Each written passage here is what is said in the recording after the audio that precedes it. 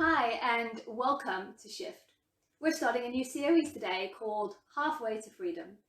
And what it reflects is that as we look forward with anticipation to the day that we get freedom from this virus that has bounded up our lives in so many ways, the Shift team reflected that this situation of almost there but not quite doesn't only apply to the pandemic.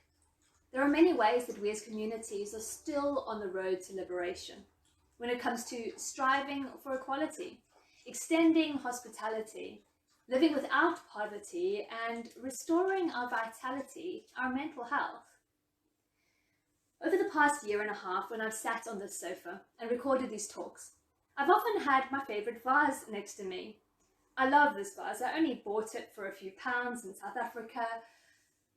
I don't know if anyone who watches Shift regularly has ever noticed it, but I'm quite sure that no one has realized this. It is absolutely shattered. About 2 years ago, this vase took a tumble, broke into 100 pieces, but because I love it, my fantastic other half sat with super glue and put it together as best he could, so that at least it looks okay from the front. Today's session is called Striving for Equality. COVID-19 wasn't the only headline to hit us in early 2020. Who can forget the tragic, horrible death of George Floyd? And who can forget how thousands came together on the streets all over the world, calling for equality and saying that Black lives matter? And at the time, I think a lot of us started having conversations that we maybe didn't have very often before. Conversations about race and about justice. And one of the things that I heard from time to time was, is this really still a thing today? I thought that racism was in the past. I've had similar conversations when we lived back in South Africa. After the end of apartheid, the culmination of Nelson Mandela's long walk to freedom. People saying, we're the rainbow nation, what does race have to do with anything now? I want to suggest that for those of us who sometimes struggle to see it, or if some of us find it hard to recognize that our system and our society is still unequal and unjust racially in so many ways. Maybe it's because we might be situated on this side of the vase. Just because I haven't experienced something for myself or witnessed something myself, it doesn't mean that it's not there. And so when I was approached to do this talk, my first thought was, I'm not the right person to speak about racism. What can I say about racism? I've never been followed around a shop because my skin tone makes me suspect. I've never been called a demeaning name based on the color of my skin. I've never wondered if my income or opportunities had something to do with the color of my skin, or that my hair is abnormal. I don't find myself afraid that my sons will be unfairly arrested or brutally treated or disregarded if they are victims of a crime. The stories about racism in Britain are not my stories to tell. And so I grappled these past weeks on whether I ought to invite Black voices to come and do this talk instead, to talk on what it means to liberate humanity from inequality.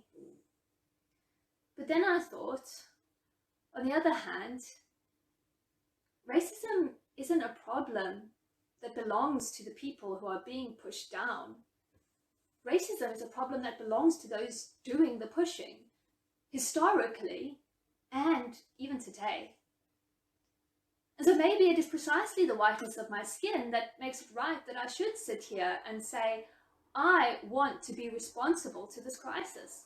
I want to work toward change. And even as I say that, I can hear an argument coming toward me which says, wait, how are white people to blame for things that happened hundreds of years ago? Or aren't there Black people who hate white people and treat them badly? Or what are working class people supposed to do? They face inequality too, and doesn't all this talk of black and white just polarize people even more? I've heard these questions in conversations and I hear those questions. And of course, there are white people who are victims of prejudice or violence, either because of their race or their class or their gender or their sexuality. Prejudice and discrimination are never okay. But the word racism really refers to something quite specific. And it isn't just about individuals being mean to one another. The word racism refers to a global system of domination and control that started at the turn of the modern era, when Western people began the conquests of foreign lands. And over time, in the hearts and the minds of people, gradually, skin tone went from being a spectrum without meaning to something that signified incorrigible difference and division. And without any scientific backing for dividing the human race into subparts, race somehow became the defining feature for who had power and who did not, who was considered superior and who was considered inferior. And so racism, this very specific system of domination and control, it landed into history and into the world, and it landed in such a way that white populations were up here on the top, buffered from the fall. And the system manifested in brokenness in our world, in slavery and in colonization, in segregation and discrimination that is sometimes overt, but often so subtle that you only see it from the broken side of the vase. I didn't choose or create the system. I didn't choose the system, and to hate myself for the system of racism is to give it one more victory, one more broken person. But I can choose today whether to acknowledge its brokenness and accept my complicity, whether to live my life in a way that keeps the system going, by considering my way of seeing the world normative, by choosing not to notice the suffering of others, by becoming defensive when topics like white privilege are raised. These are tendencies in myself that I need to resist. And I get to choose whether to live my life in a way that tries to make a difference, a way that seeks to liberate not only others, but myself from this system, because it dehumanizes everyone on both sides of the vase. I can choose to use my voice to protest when I see injustice, especially when it doesn't affect me. I can use my voice to speak words that break the system, don't support the system. And sometimes people complain a bit about needing to choose our words carefully when it comes to talking about difference, labeling it PC, political correctness. But what if we perceive the challenge as a different kind of PC, as people correcting stereotypes, or peace and compassion, or pursuing Christ-likeness, PC?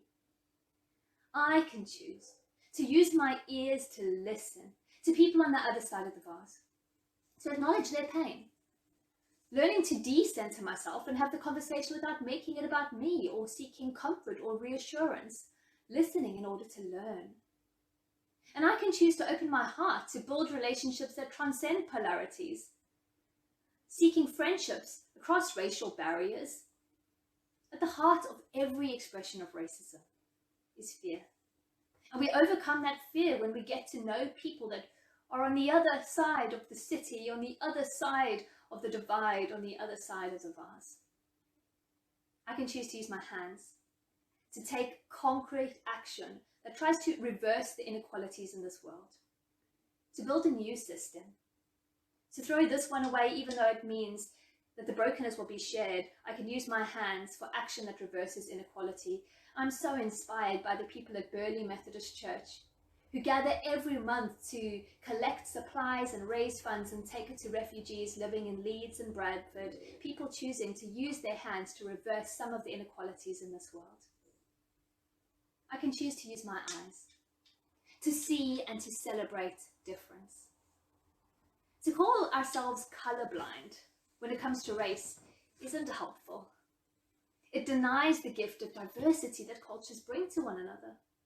It denies the struggle that minority ethnicities face. It denies the dynamics of power and privilege that come with the color of our skin. I can use my eyes to see my neighbor, to look into the face of someone who represents difference to me, and to see their human worth. And then to look even deeper, and to see in their face the beautiful face of God. From Stephen Lawrence to Breonna Taylor, made in the image of God. As a Christian, I was once deeply challenged to hear someone say, "You only love God as much as you love the person you love the least." You only love God as much as you love the person you love the least. And I think maybe they got that from the part of the Bible, the scroll written in the 1st century by some of Jesus' friends, and this is what it says. There is no fear in love, but perfect love drives out fear. Because fear has to do with punishment. The one who fears is not made perfect in love. We love because he first loved us. Whoever claims to love God yet hates a brother or sister is a liar. For whoever does not love their brother and sister, whom they have seen, cannot love God, whom they have not seen. And he has given us this command: anyone who loves God must also love their brother and sister. You are here, moving in our midst.